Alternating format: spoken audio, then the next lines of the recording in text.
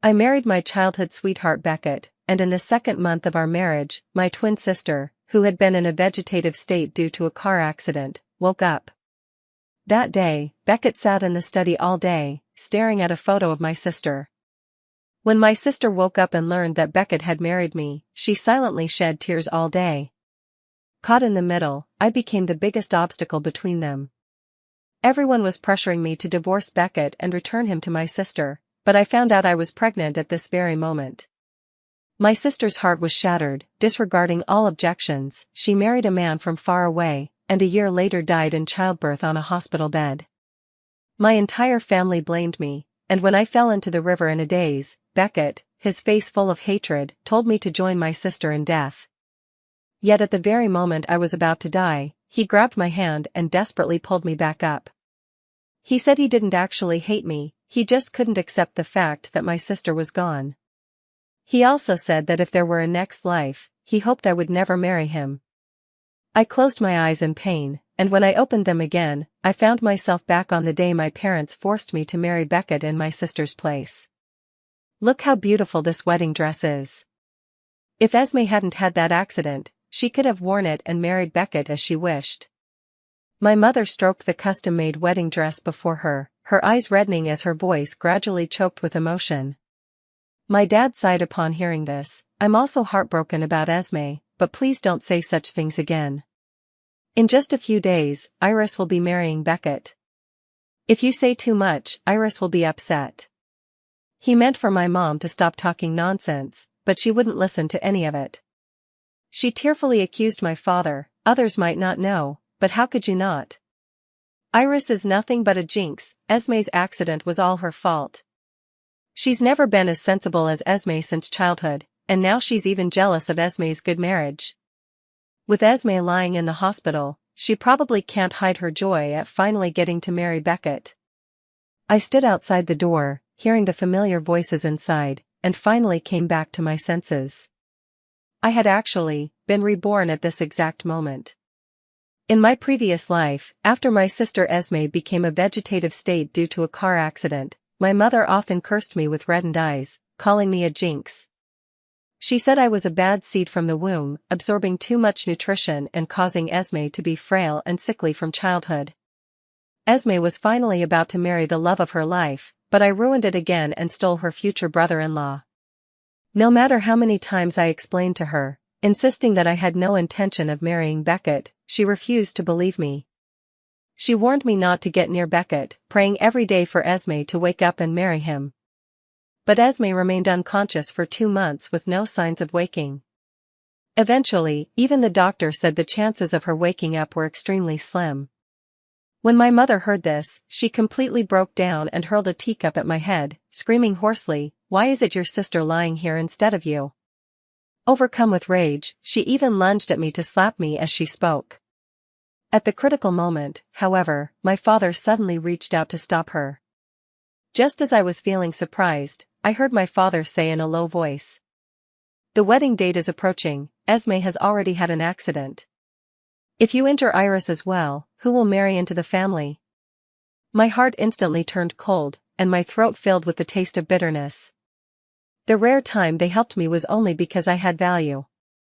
I opened my mouth, wanting to refuse, but my mother, shocked by my father's words, had already started arguing with him.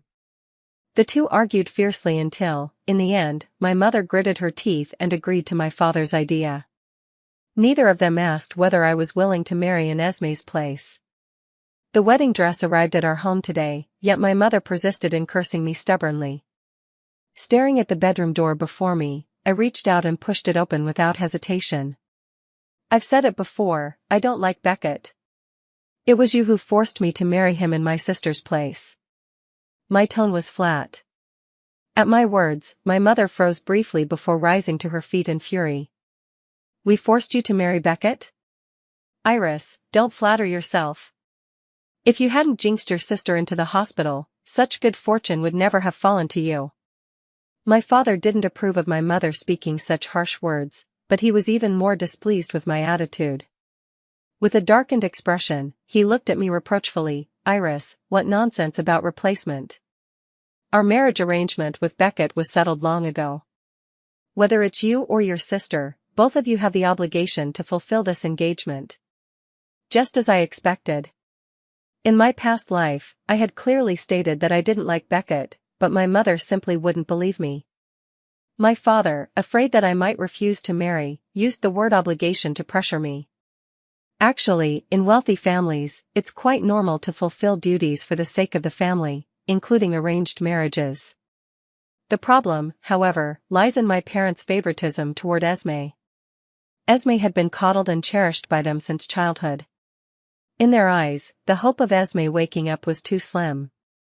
That's why they gritted their teeth and decided to keep the gravy in the family by pushing the marriage onto me. Not only was I forced into this marriage, but I would also have to endure my mother's curses for marrying Beckett. Until Esme woke up, and my parents' grief turned to joy. But when they saw Esme crying and refusing to eat or drink because of my marriage to Beckett, they regretted it again. They regretted it, but instead of trying to make amends themselves, they forced me to divorce Beckett so they could return him to Esme.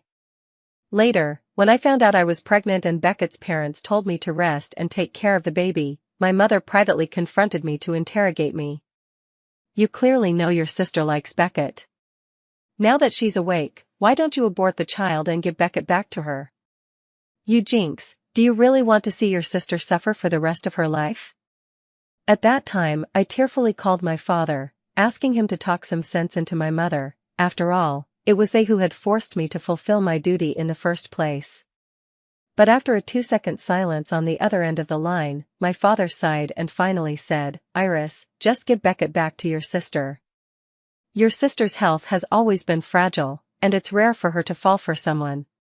You can't possibly want to watch her cry herself to sleep every day, can you?" My heart gradually turned cold, and tears silently slid down my cheeks. Perhaps because I didn't respond for a long time, my father's voice grew impatient when he spoke again. "Iris, it's not that your mother and I are favoring your sister, it's just that she has suffered too much. Once you get the abortion and divorce Beckett, I'll send you abroad so you can live the life you want, okay? When they needed me, they confined me at home and forced me to marry Beckett. I had finally convinced myself to compromise, and now they talk about giving me the life I want, as if they can't wait to shove me far away. As a child, whenever my parents favored Esme, they would say she had a hard life and I should give in to her. I thought it meant sharing some of my happiness with her, but it turned out I had to give up everything. Finally, I'm certain, my parents don't love me at all." Snapping back to reality, I kept my expression calm and firmly refused this time. No matter how Esme is doing now, Beckett is still technically my brother-in-law. I won't marry him. My mom snorted in disbelief after hearing it, putting on an act. I suddenly smiled at her. "Believe it or not, but I will absolutely not marry him. Even if they keep me locked at home, this time I won't compromise again." My mother still doesn't believe me, but my father sees I'm serious. His brows instantly furrowed as he slammed his hand heavily on the table, saying in a low voice, "Nonsense. An engagement arranged by the elders, how can you, as my daughter, refuse to marry on a whim?" His face was stern, and in the past, what I feared most was his strict fatherly demeanor. But after witnessing how biased his heart could be, I was no longer afraid of him. I met his gaze without a trace of panic in my expression and said word by word, "In any case, there's no way I'm getting married." My mother had never heard me speak like this before. For a moment, she seemed stunned, then snapped back to reality and sneered, "Now you say you won't marry, but don't go throwing yourself at Beckett when he arrives later." My father cut her off sharply, "You shut up." After speaking, he fixed his gaze on me, and after a few seconds, he said in a deep voice, "Iris, your mother only said a few words. As her daughter, must you really hold on to it so tightly? Even if you're angry, you shouldn't say such things when it comes to marriage." As soon as he finished speaking, without waiting for my reaction, he called out, "Someone, take the second young lady upstairs to freshen up and change. Beckett will be here soon." I didn't even have the ability to resist before being pulled upstairs by the maid. When Beckett arrived, I was dragged to the living room again. When Beckett saw me, he was momentarily stunned before frowning in disgust. I felt nothing inside, so I simply sat down on the sofa across from him. Esme and I are twins. The only difference is that Esme has a teardrop mole under her eye, while I don't. Beckett placed the prenuptial agreement in front of me and said coldly, "Here's the prenup. Sign it if there's no issue." I sat on the sofa and didn't reach for it, because I still remember the contents of the agreement to this day. After marrying him in Esme's place, I couldn't stop him from visiting Esme long-term. Once I got pregnant, we would have to sleep separately. In my past life, the clothing store I worked so hard to open was controlled by my father. Until the wedding, he was afraid I might back out at the last minute, so he locked me up at home. In despair, I reluctantly signed the agreement. After marriage, Beckett and I maintained a respectful yet distant relationship, living an uneventful life. Until Esme woke up, that day, Beckett sat in the study all day staring at Esme's photo. Then, drunk that night, he choked me by the neck. "Iris, you knew perfectly well that I was supposed to marry your sister, knew I was forced by my family to marry you, so why did you agree to it back then? Do you have any idea how devastated Esme was when she woke up in the hospital and heard we'd gotten married? I don't understand, even though I was forced into this situation too, why is everyone blaming me after Esme woke up? My parents hid the fact that I was pregnant from Esme, trying to pressure me into divorce so Esme could have her way. But the news still got out. When Esme found out, her heart turned to ashes. Despite her family's attempts to stop her, she married and moved far away, only to die in childbirth a year later, alone on a hospital bed. My child is safe and healthy, having celebrated the 100th day banquet, yet my sister perished with her unborn baby. My mother became even more convinced that I was the one who cursed Esme, crying that she would beat me to death. My father seemed to age 10 years overnight. Though he didn't scream at me like my mother did, his gaze was filled with unmistakable hatred, as if silently asking why it was my sister who died instead of me. When my entire family blamed me and I, in a daze, fell into the river, Beckett, who had just finished arranging my sister's funeral, found me with reddened eyes, his face twisted in hatred, demanding that I atone for my sister's death by joining her in the grave. Our child was still young, yet for Esme's sake, he cursed me with the vilest words, wishing me dead. Overwhelmed by despair, I stopped struggling. But the moment I was truly about to die, he grabbed my hand and desperately pulled me back up. He told me with a pained look in his eyes that he didn't actually hate me, he just couldn't accept the fact that his sister was gone. He also said if there was a next life, he hoped I would never marry him.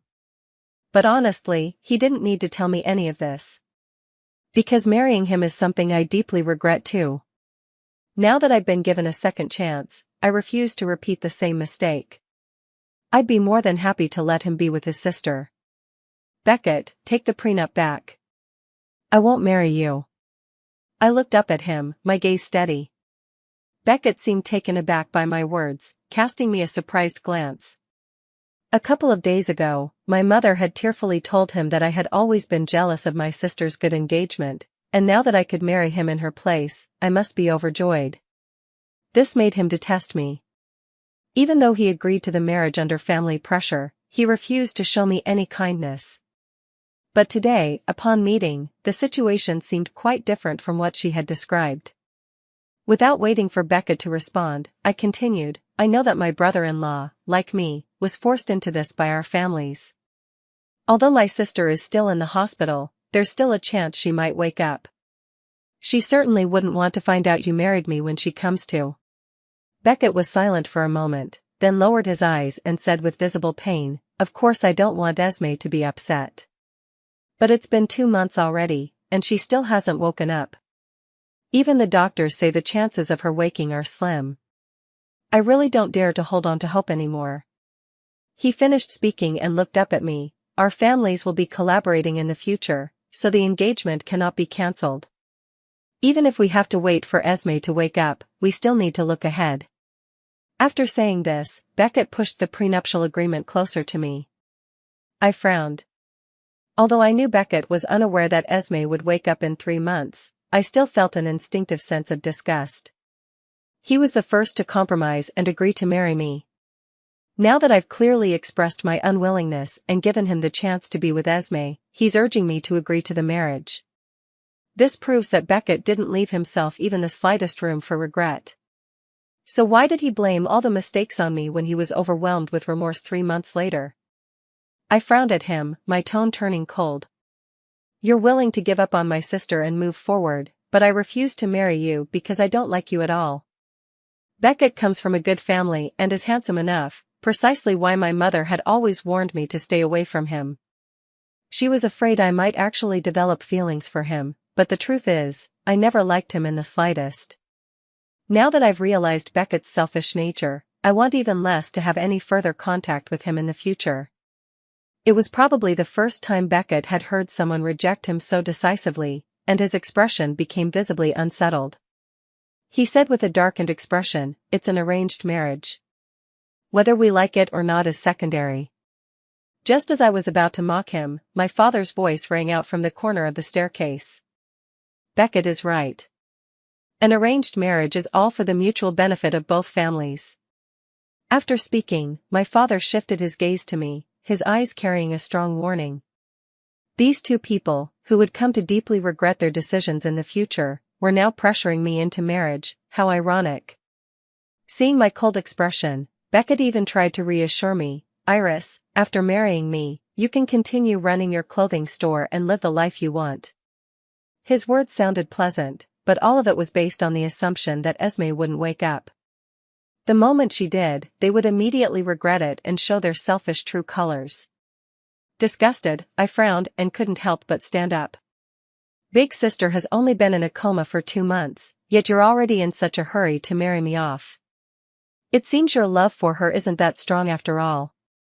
My tone was mocking, trying to provoke Beckett into calling off the engagement. And indeed, he was provoked, his face instantly turned pale, his eyes brimming with pain.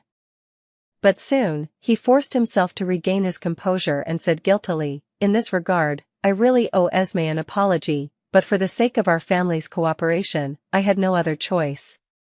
What a load of had no choice. After Esme woke up, he kept saying how much he regretted it, how desperately he loved Esme, even questioning why I had agreed to marry him in the first place. As a result, now that I've repeatedly given him the chance to reject the marriage, he insists on marrying me. He doesn't want to ruin the collaboration between our families, yet refuses to regret it in the future. How can he have it both ways?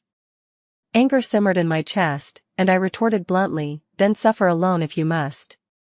I believe my sister will wake up."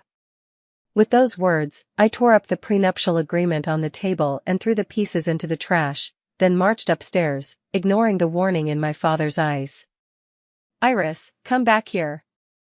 If you keep being this willful, don't even think about keeping that clothing store of yours open." Seeing me head upstairs without hesitation, my father couldn't hold back any longer and threatened me in a deep voice. At the mention of the clothing store, my steps faltered for just a moment, but after only a second, I continued up the stairs. Ever since I was a child, my parents have favored Esme, never sparing me a second glance. With little love in this household, I poured all my energy into pursuing my own dreams. That clothing store was opened with my own hard-earned money, requiring immense effort before the business gradually improved. It's fair to say it's the most important thing to me right now. In my past life, I couldn't bear the threat of my clothing store being shut down, so I chose to compromise. Yet after marrying Beckett, my mother still managed to close my store because she was unhappy about me marrying him. So this time around, I figured it out. Since my clothing store would be shut down whether I marry or not, I might as well give it up altogether. If I succeeded in opening it once, I can succeed again. It's not worth sacrificing my entire life for one store. Before closing the door, I heard my father apologizing to Beckett. "Beckett, don't blame Iris. Everyone knows you're close to Esme, she's just afraid marrying you would invite gossip. Her mother and I will talk some sense into her, don't worry." Beckett stayed silent for 2 seconds before replying, "Once Iris marries me, she'll be my rightful wife, and I'll make sure she never suffers." "You have my word on that." For now, I'll go check on Esme at the hospital and continue wedding preparations. I'll leave Iris in your and Auntie's care. I couldn't stand the disgust in my heart any longer. I forcefully shut the door and locked it from the inside.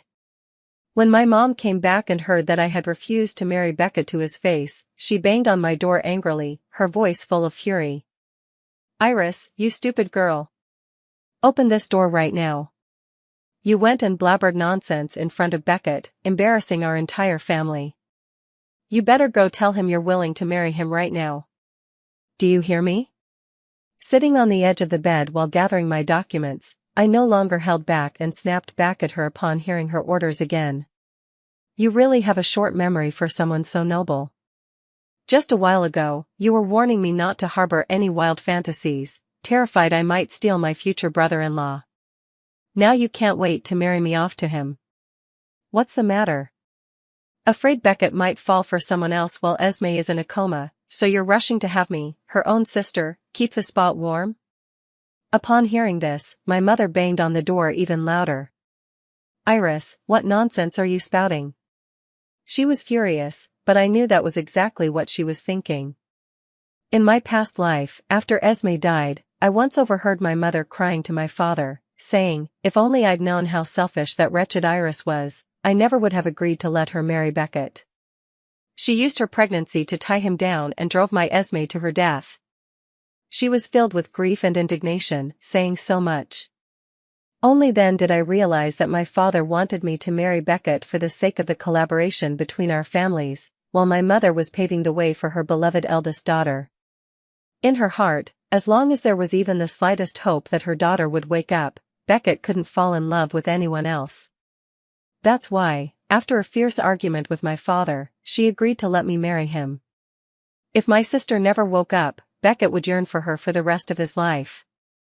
And if she did wake up, my mother would force me to divorce and give Beckett up. To put it bluntly, she was using my lifelong happiness to secure the position of Mrs. Beckett.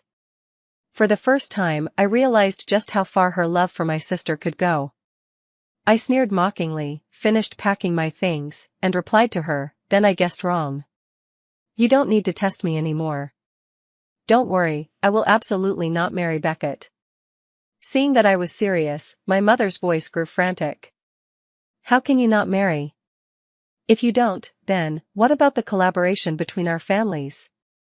Ignoring her, I opened the window and tossed down the bedsheet I had just tied together. Whether it was the clothing store or Esme lying in the hospital, let them handle it however they pleased. I slung my bag over my shoulder and climbed down the bedsheet. The moment my feet touched the grass, I heard the panicked voice of the butler. "Something terrible has happened. Beckett got into a car accident on his way back. He's at the hospital now." I stood frozen in shock. Beckett in a car accident?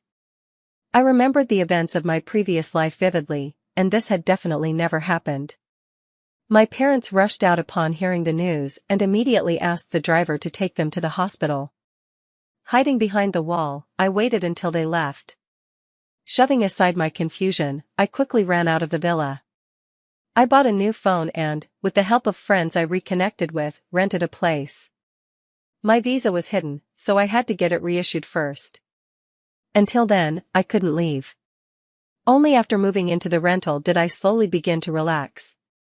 Just as I finished unpacking, my phone buzzed with a screenshot a friend had sent. "Iris, Beckett just posted this on his feed. Is it true?" Confused, I tapped on the screenshot and froze. A few minutes earlier, Beckett had suddenly posted on his feed. "The rumors about Iris and me getting close are false. Esme has always been my only fiancé. I'll wait for her to wake up and propose to her."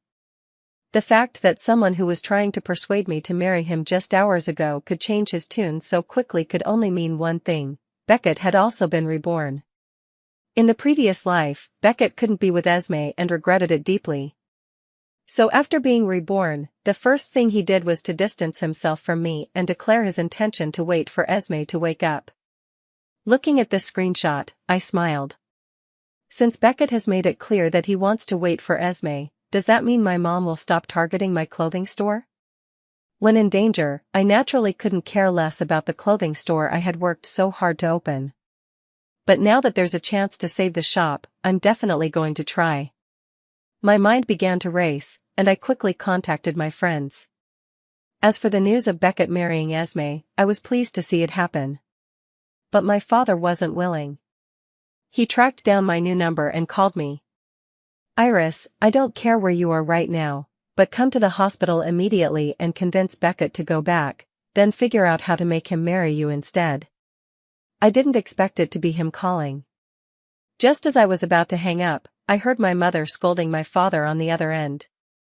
"What do you mean? It's good that Beckett wants to stay by Esme's side, why are you forcing him to be with that jinx?" The two of them bickered back and forth over the phone. It turned out that as soon as Beckett woke up from his hospital bed, he immediately rushed to Esme's ward. He stood by her bed with tear-stained eyes, then informed both sets of parents to postpone the wedding. He said he believed Esme would wake up soon, but my dad and Beckett's parents all thought he'd lost his mind. After all, in their eyes, if even the doctors said the chances were slim, it meant she was unlikely to wake up. Beckett's parents didn't want their son to keep waiting foolishly, so they earnestly persuaded him to go home and rest for a couple of days, then marry me. But Beckett was exceptionally stubborn, and no one could persuade him otherwise. My father, afraid it would affect the collaboration between the two families, urged me to go and convince him to return, to try to change Beckett's mind. Only my mother, who cared deeply for her daughter, fully supported Beckett staying with Esme. They disagreed vehemently and argued fiercely. I gloated and chimed in, "It's wonderful that my brother-in-law is willing to wait for my sister. Dad, you should be happy about it." My father shouted angrily my name, "Iris, you ungrateful daughter." "Nothing else? I'm hanging up then. You guys stay at the hospital and take good care of sis and brother-in-law." I said indifferently and hung up directly, then blacklisted his number. I didn't expect that after hanging up on my dad, I'd see Beckett's mom again just tens of minutes later. She gave me a once-over, then reluctantly stepped into the rental apartment with a cold expression. "Auntie, what brings you here today?" I sat back down on the sofa and asked her. Beckett's mother looked at me with displeasure. "Iris, I don't mean to criticize you, but you're about to marry Beckett soon. He will be your husband. In a marriage, the fortunes of husband and wife are shared. When one thrives, both thrive. When one suffers, both suffer. If he acts recklessly today, how can you just stand by and watch?" I was unfazed by Beckett's mother's attitude. Although our families had been on good terms, ours had lagged behind theirs in recent years. As the gap widened, Beckett's mother had grown increasingly condescending toward my family. In my past life, I had signed a prenuptial agreement and married into their family, where she frequently criticized me and looked down on me in every way. I smiled faintly and replied calmly, "Auntie, I think you're mistaken. Beckett is my future brother-in-law. I'm still waiting for my sister to wake up so they can hold their wedding." Beckett's mother's face changed instantly, and she blurted out, "Esme, that sickly girl, I never liked her from the start." Only after she finished speaking did she realize how inappropriate her words were, and her expression turned extremely unpleasant. I could only smile helplessly. "Well, there's nothing we can do about it. Beckett and my sister are deeply in love. Even if you, as the mother-in-law, aren't satisfied, I can't very well break them apart." I made it clear that I had no intention of being with Beckett, which made her expression turn even darker. She probably never expected me to take this stance. When she stood up, her face was frighteningly black. "Fine, today I misjudged you. Came here for nothing." She held back her anger and left. I followed her to the door and shut it right after she walked out. Through the door, I could hear Beckett's mother finally losing her temper and cursing. "What kind of person is this? Absolutely no manners, totally unworthy of my son." I shrugged it off with a smile. My mom thought Esme would live a blessed life after marrying Beckett, so she kept warning me.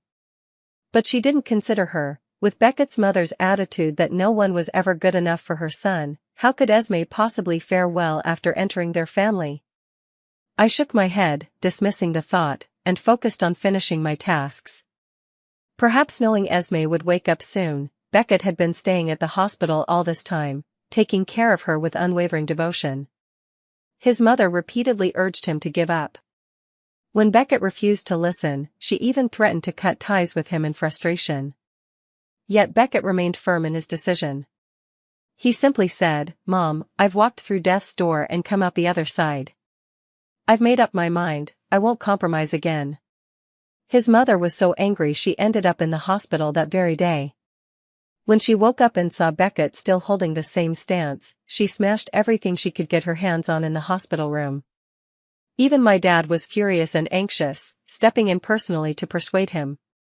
But it was useless. The more they tried to talk him out of it, the deeper Beckett's desire to make it up to Esme became. Before anyone knew it, Beckett had already stayed in the hospital for over a month. Just as the parents from both families were discussing tying him up and forcing the wedding, Esme woke up. Her timing couldn't have been more perfect. My dad, who had initially been on the same side as Beckett's parents, instantly shifted his loyalty to his beloved eldest daughter.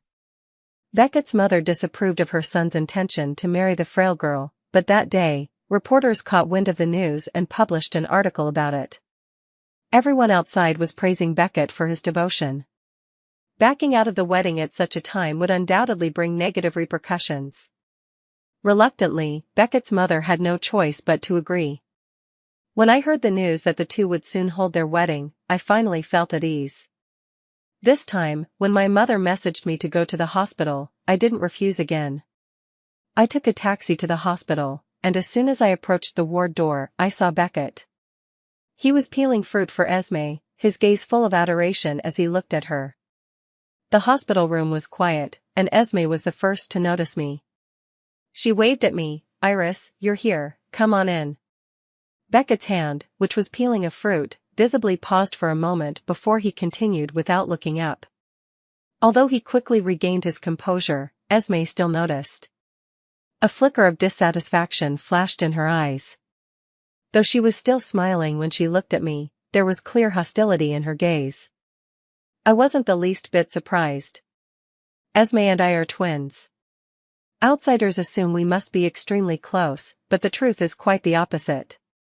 Esme resents her poor health and has come to believe my mother's claim that I am the one who brings her misfortune. Her hatred for me has only grown deeper over time. I've explained and tried to mend our relationship, but all I got in return was her deliberately falling to the ground and framing me for pushing her.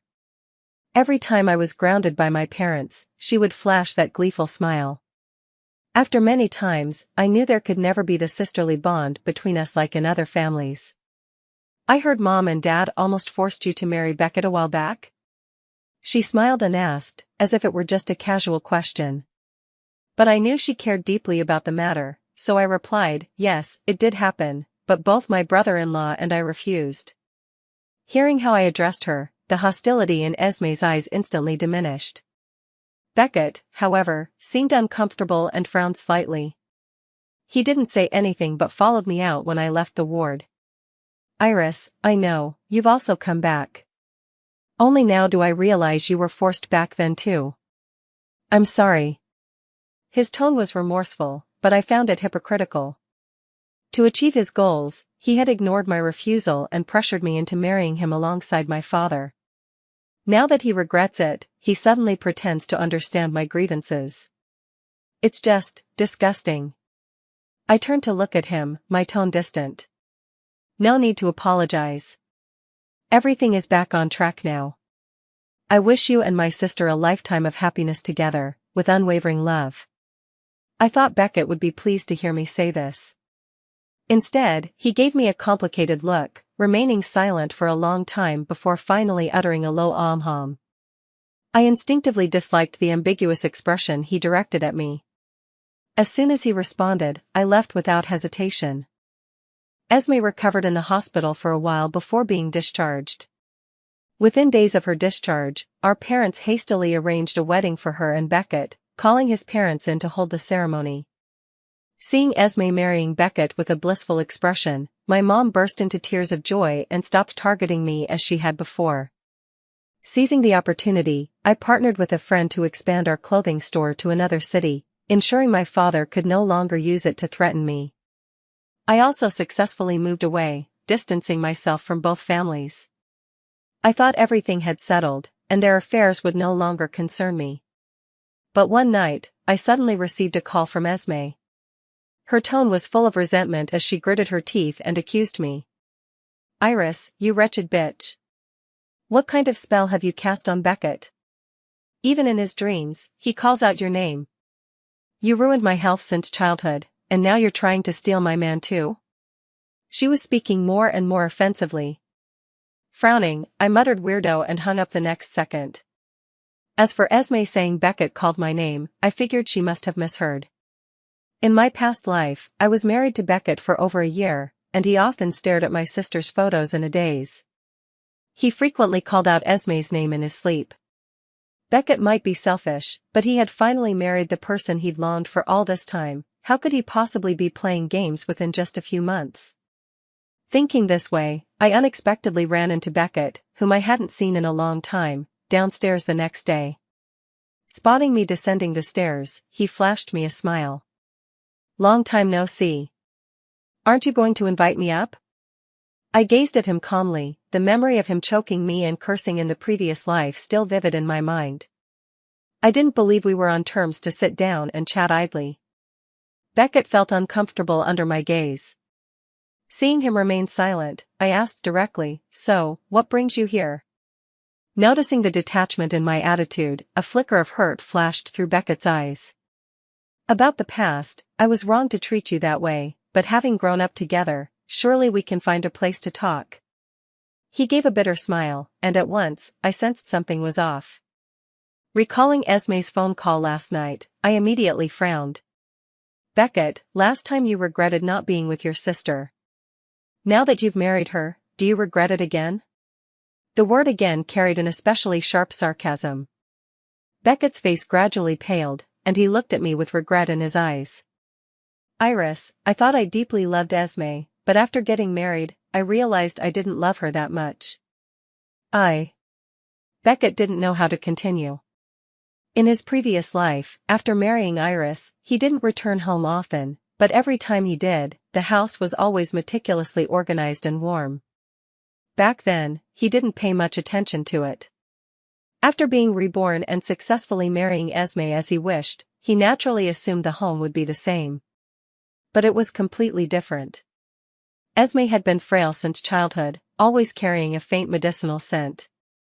Beckett thought he was used to that smell, but only when the house was filled with it every day did he realize he wasn't accustomed to it at all. Beckett tried to get used to it completely, but just as he adjusted, a new problem arose. Esme was in poor health, and for her sake, they often had to sleep in separate rooms. When Beckett's mother found out about this, she scolded Esme, calling her a useless invalid, while Esme tearfully demanded his support. The household was in chaos, with frequent arguments.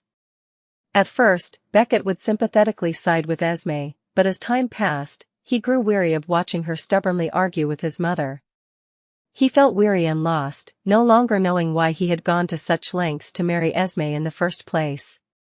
Last night, Esme questioned why he had called out Iris's name in his sleep, and Beckett, annoyed by her crying, simply drove out of the house. Deep down, Beckett knew that leaving in the middle of the night wasn't just because Esme annoyed him, he genuinely missed the days after his marriage to Iris. Back then, he only got angry with Iris because of Esme, but otherwise, life was smooth. Looking back now, if Esme hadn't come between them, he might have grown to love Iris over time. Beckett thought it over and finally spoke, "Iris, what if I said I regret it?" I didn't hesitate to interrupt him, speaking in a cold tone, "Your regrets have nothing to do with me. Because whether in my past life or now, I've never loved you, not even a little." He regretted not being with my sister when he married me, and now that he's gotten his wish to be with her in this second chance at life, he regrets it again. I just find it laughable. Whether he regrets it or not doesn't concern me, but for the sake of a peaceful life going forward, I need to completely sever his hopes. My words were final, and Beckett's face grew even paler. The phone rang, and as I suspected, when I answered it, my mother's voice sounded from the other end the very next second. "Iris, you little hussy. Did Beckett go to see you?" My mother's voice was full of anger, and if you listened closely, you could even hear Esme's pitiful sobbing. "Mom, Beckett doesn't love me anymore, I might as well just die." As soon as Esme finished speaking, my mother's fury grew even fiercer. "Iris, you make Beckett come back right now, or I won't acknowledge you as my daughter anymore." Her voice was too loud, so I moved the phone away from my ear and deliberately called out to Beckett with a laugh. "Did you hear that? Brother-in-law, your wife and mother-in-law are both waiting for you to go back. Stop bothering me." I left no room for negotiation, and Beckett, seeing no possibility, left with a pale face. Not long after he left, my dad called me on someone else's phone. He didn't start cursing like my mom did. He didn't mention Esme's grievances, nor did he speak ill of Beckett. Instead, he told me, "Our collaboration with the Beckett family has already begun. Your sister's marriage to Beckett absolutely cannot have any issues. Here's some money for you, go far away and don't let Beckett find you again." This is my dad. Between me and my sister, he never hesitates to favor her. But when it comes between my sister and the company's interests, he would also choose the latter without hesitation. I didn't hesitate and immediately agreed, then moved to a residence with better security facilities. Freed from constraints, my clothing store, which had been shut down in my previous life, flourished, even opening a second branch within 6 months. During rare moments of respite, I heard recent updates about my family from friends. It said that Beckett couldn't bear Esme's constant crying and accusations, eventually filing for divorce, only for Esme to refuse. My mother even got involved, fiercely protective as always, storming into Beckett's house and pressuring him into retracting his statement. Later, Beckett's mother berated Esme for being unable to bear children, prompting Esme to complain tearfully to my mother. In response, my mother publicly pointed out how Beckett's mother used underhanded methods to marry Beckett's father, humiliating her thoroughly in their social circle. The two families kept making a fuss over Esme and Beckett, but were still tied together by their business cooperation, living a make-do life. I had nothing to say about it. After listening, I put these matters out of my mind and continued preparing to open my new branch. Getting a second chance isn't easy, regardless of what others do, at least I should cherish it myself. 3 years later. On the opening day of my third store in Jiangqing's most bustling commercial district, the first autumn rain began to fall. Standing by the floor-to-ceiling window, watching the raindrops slide down the glass, I suddenly remembered that rainy night in my past life. Holding my child in the empty living room, listening as Beckett told Esme over the phone, "I'll be right back." That was when I realized a home could feel so cold. %%. Now, the sound of rain remains the same, but the floor-to-ceiling windows are filled with warm yellow light. The shop is lined with flower baskets sent by customers, and the employees, dressed in the champagne-colored uniforms I designed myself, smile more brilliantly than the flowers. "Boss, someone sent flowers, no name attached," the assistant said, walking over with a massive bouquet of white roses. I smiled as I took it and casually pulled out the card. It bore only a single line, the handwriting as elegant as ever, "Congratulations, Iris. This time, I finally didn't stand in your way." The signature read, "Beckett." I froze for half a second before tossing the card into the trash, feeling not a single ripple of emotion. He didn't stand in my way this time, and I didn't look back at him, either. The ribbon-cutting ceremony concluded, and the rain had stopped. I went downstairs for some fresh air and noticed a familiar-looking car parked by the roadside. The window rolled down, revealing a man wearing gold-rimmed glasses. He smiled at me and said softly, "Iris, excuse me. My name is Elias, from Yunjin Capital. I've been following your brand closely and would like to discuss the next round of funding with you." I raised an eyebrow. "Yunjin Capital? I heard you only invest in projects destined to become industry leaders." Handing me a business card, he replied with a gentle smile, "That's exactly why I came all the way to Jiangqing to meet you. I've heard many versions of your story, But I want to hear from you personally, what does the future blueprint look like? That day we talked for a full 3 hours. He spoke slowly and methodically, yet always managed to pinpoint my thoughts at the most crucial moments. When we parted, he asked if I'd like to have dinner together. I intended to refuse, but found myself nodding inexplicably. Later, we became business partners, and then, he became the one in my life who would remember my menstrual cycle and secretly slip a heat pack against the small of my back when I stayed up late revising designs. He never asked about my past, only held me one late night and said, "Iris, you deserve all the good things in this world." On the day our 5th store opened, Elias went down on one knee and offered me a ring. Behind us, the entire shop was filled with champagne roses, accompanied by the cheering laughter of all my employees. I cried like a fool, yet smiled brighter than ever before. The wedding was set on an island, inviting only the closest friends. I walked barefoot on the beach in the haute couture wedding dress I designed myself. When the sea breeze lifted the hem of my dress, I suddenly recalled the coldness and despair of drowning in my previous life.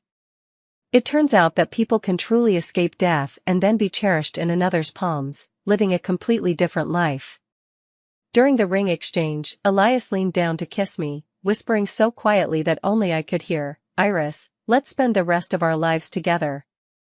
I nodded, tears mixing with laughter as they fell. In the distance, the sunset dyed the sea into a vast, warm orange silk. I held his hand tightly, suddenly recalling Beckett's bouquet of white roses. "Thank you for finally letting go. And thank you, myself. What I couldn't protect no matter how hard I tried in my past life, I've finally grasped firmly in this one. And my happiest destination was never someone's mercy. It was me, step by step, walking into the sunlight and into the arms of those who love me.